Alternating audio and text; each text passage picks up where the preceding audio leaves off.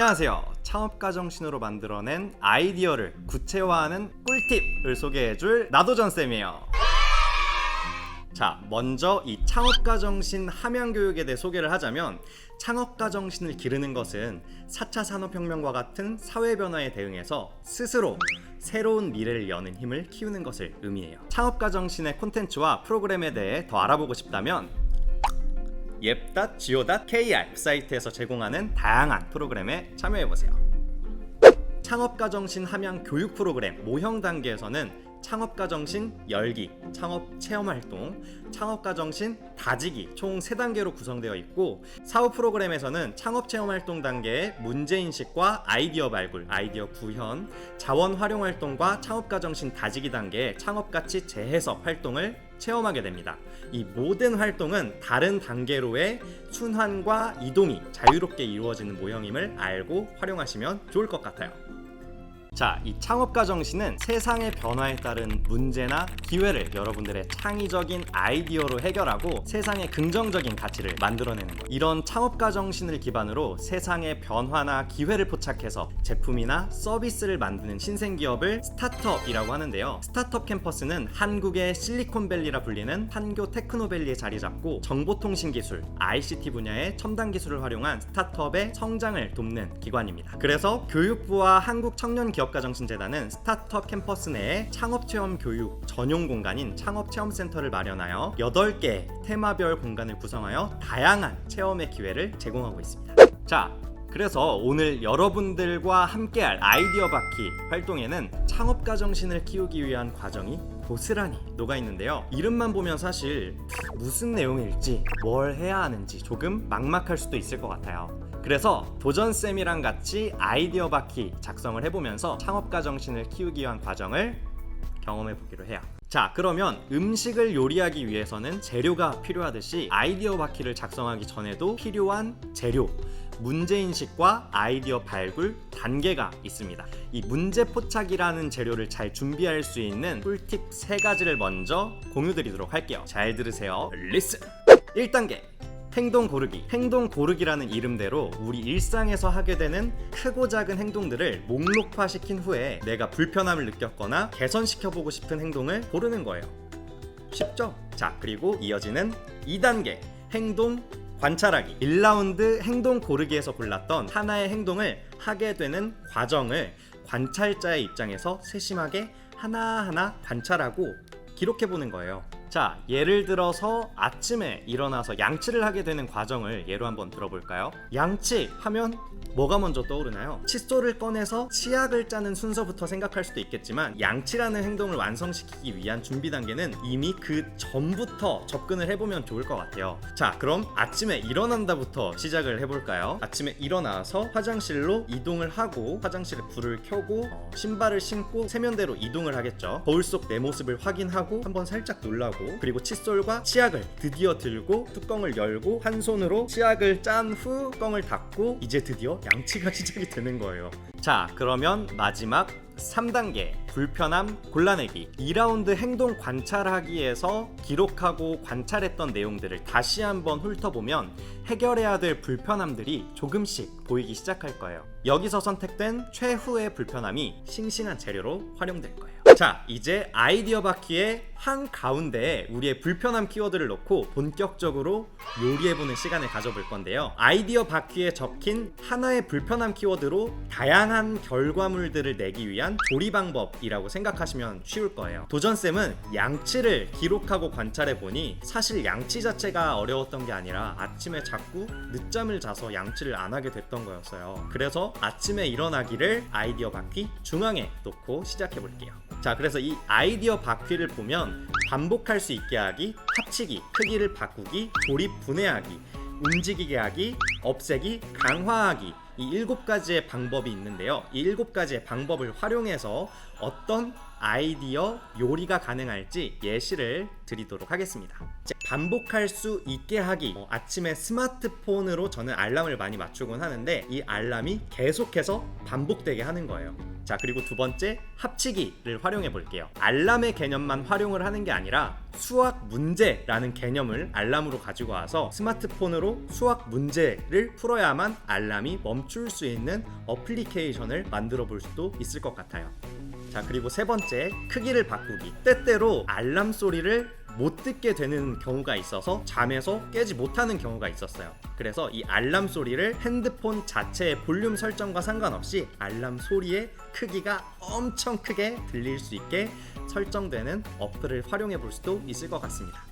자, 그리고 네 번째, 조립 분해하기. 하나의 기기가 가진 다양한 역할과 기능을 분산시켜 볼 수도 있을 것 같아요. 스마트폰 하나로만 알람을 듣는 기존의 방식이었다라고 하면 우리 가족 구성원들의 스마트폰까지 다 연결을 시켜서 내 한 사람의 알람으로 인해서 다른 사람들의 알람도 다 울릴 수 있게 해보는 재밌는 상상을 한번 해봤어요. 자, 그리고 이어지는 다섯 번째, 움직이게 하기. 내 머리맡에 있기만 하니까 알람 끄기가 사실 너무 쉬웠던 것 같아요. 그래서 알람 울리는 알람 시계, 혹은 바닥에서 알람이 막 돌아다니고 있으면 이 알람 시계를 잡아서 끌 수 있는 돌아다니는 알람 시계를 만들어 보는 건 어떨까요?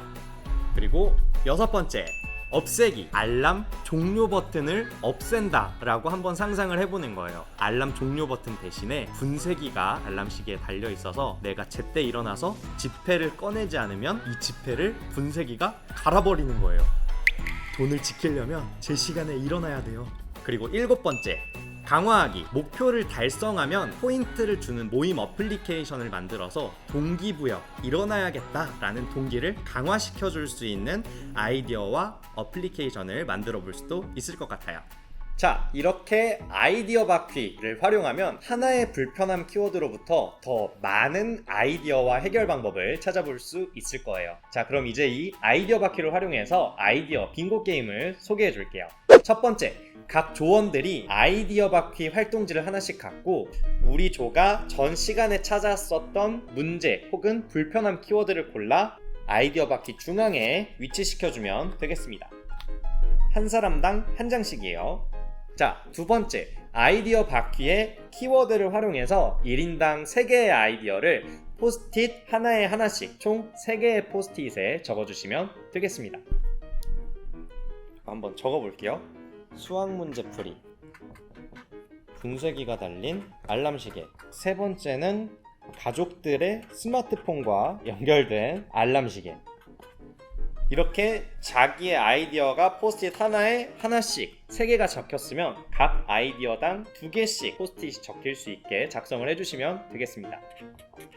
자, 세 번째 단계, 자신의 아이디어 3개가 이렇게 2개씩 적혀 있으면 하나는 자신의 빙고판 활동지에 붙이고 하나는 책상 중앙에 모아주면 되겠습니다. 다른 친구들의 아이디어를 나머지 내 빙고판의 빈 공간에 붙여주시면 돼요. 자, 이렇게 세 칸 빙고판이 완성이 되면 이제 빙고 게임을 시작해주시면 되겠습니다.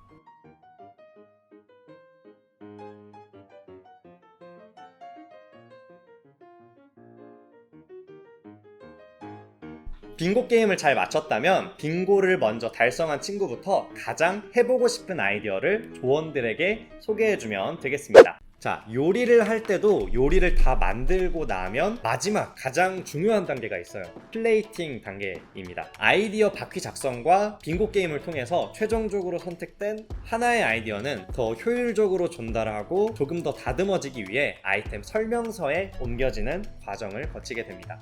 이 아이디어 설명서 작성하는 방법 간단하게 소개해 드릴게요.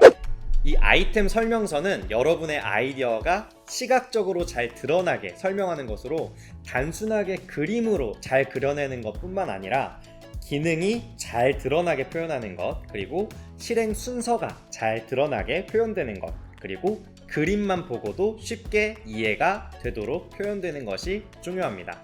자, 그러면 도전쌤과 함께 이 아이템 설명서 작성을 시작해 볼까요? 아이디어 바퀴와 빙고 게임을 통해서 선택된 하나의 아이디어를 이렇게 한쪽에 붙여놓고서 아이템 설명서 설명하는 과정을 그려주면 되겠습니다. 네, 이렇게 아이디어의 설명을 도와줄 수 있는 아이템 설명서의 그림, 그리고 과정과 단계가 그려지고 나면 여러분들이 함께 의견을 나눴던 조원들과 소통할 수 있는 명확한 기준이 생기게 되고 우리 조의 아이디어를 다른 조에도 소개할 수 있는 발표 자료로서도 유용하게 활용될 수 있을 거예요. 자, 지금까지 아이디어 바퀴 작성과 아이템 설명서 작성하는 것을 해봤는데요. 이렇게 텍스트와 이미지로만 확인하는 것이 아니라 실제로 눈으로 볼 수 있는 시각화 작업을 거치게 되는 프로토타입 과정을 소개시켜 드리려고 합니다. 견본품, 시제품이라는 의미를 가진 프로토타입은 아이템 설명서를 바탕으로 만들어지는 빠르고 값싸게 시도해 볼 수 있는 튜토리얼 단계를 의미해요. 아이디어와 아이템의 수준에 따라 다르긴 하겠지만 대부분의 아이디어는 처음부터 완성품을 만들려고 하면 시간과 비용이 많이 든다는 어려움을 경험하게 됩니다. 이런 어려움을 해소하면서도 실제 눈으로 봐야만 확인할 수 있는 제품과 서비스의 단점을 파악하기 위해 프로토타입 과정을 거치는 것은 필수적입니다. 자, 그러면 프로토타입의 예시 몇 가지를 소개해 드릴게요. 자, 이 제품은 자동 물 온도 조절 샤워기입니다. 여기에 있는 센서가 사용자 몸의 온도를 자동으로 감지해서 만약에 몸의 온도가 차갑다라고 하면 뜨거운 물, 그리고 몸의 온도가 뜨겁다라고 하면 차가운 물이 나오는 자동으로 물 온도를 조절해주는 샤워기의 프로토타입입니다. 자, 그리고 이번 프로토타입은 우산 대여 서비스를 프로토타입화 시켜본 제품입니다. 평소에 우산 대여 서비스를 하게 되면 많이 겪는 어려움 중에 하나가 많이들 우산을 빌려는 가는데 갖다 놓지는 않는다라는 시스템상의 어려움이 있었던 것 같아요. 근데 이 우산 대여 서비스는 여기 앞쪽에 QR코드가 있어서 누가 이 우산을 빌려갔는지, 누가 반납했는지 그 목록을 확인할 수 있는 우산 대여 서비스의 프로토타입입니다. 자, 이번 프로토타입은 움직임 감지 쓰레기통입니다. 쓰레기를 버릴 때 양손에 쓰레기를 들고 있으면 쓰레기통의 입구를 뭘로 열어야 되지? 라는 경험 해보신 적 있을 거예요. 쓰레기통 위에 손이나 발로 이렇게 움직임을 주면 자동으로 쓰레기통의 문이 열리는 오, 어떻게 열렸지? 라고 하게 되는 쓰레기통의 프로토타입입니다. 자, 이렇게 프로토타입은 주변에서 쉽게 구하고 활용할 수 있는 자원들을 떠올려서 프로토타입 만들기를 쉽게 여러분들이 시도해 볼 수 있을 것 같습니다. 네, 앞선 활동들을 통해서 창업가 정신 함양 교육 프로그램 모형의 문제인식과 아이디어 발굴, 아이디어 구현, 자원 활용 활동까지 체험해 봤는데요. 마지막으로 창업가 정신 다지기 단계의 창업가치 재해석 활동을 통해 창업가 정신과 창업의 가치에 대한 이해가 얼마나 성장했는지 생각해보는 시간을 가져볼 거예요. 창업 체험 활동 중에서 가장 기억에 남는 순간을 그림 일기 형식으로 작성해보고 창업가 정신을 정해봅시다. 후기는 이렇습니다. 창업가 정신은 다양한 문제를 해결하는 것이다. 누군가의 하나의 문제만 해결하는 게 아니라 다양한 문제를 해결하는 것이다 라고 오늘의 후기를 남겨봤습니다. 자, 그러면 오늘의 활동 경험이 무엇이든 능동적으로 해결해 나갈 수 있는 힘으로 꿈틀꿈틀 자라나길 바라면서 여러분들 마무리 인사하겠습니다. 자, 여러분 안녕.